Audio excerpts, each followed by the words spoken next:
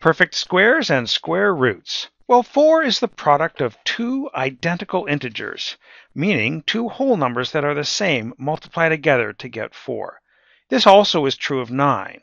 But 7 and 8 have no two whole numbers that multiply together to give them where those two whole numbers are the same.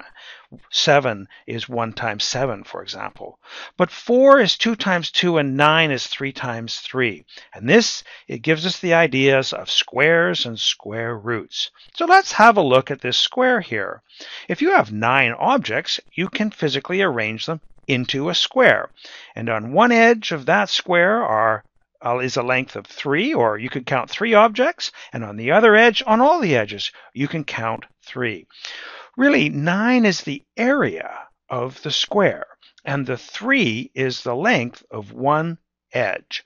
So we'll call numbers that are the product of two identical factors squares. In fact, we say 9 is a square number, or we say it is a perfect square. So is 4. And other numbers as well, which we'll have a look at in a minute. But first, what I'd like to do is say that 3 is the square root, the number that is multiplied by itself to give the square number.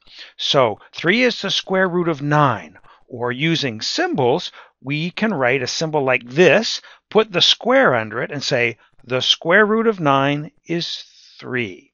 Let's make a little bit more room here.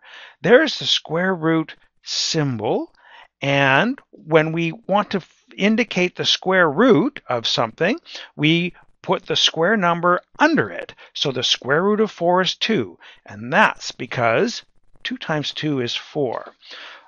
For example, the square root of 25 is 5. Why?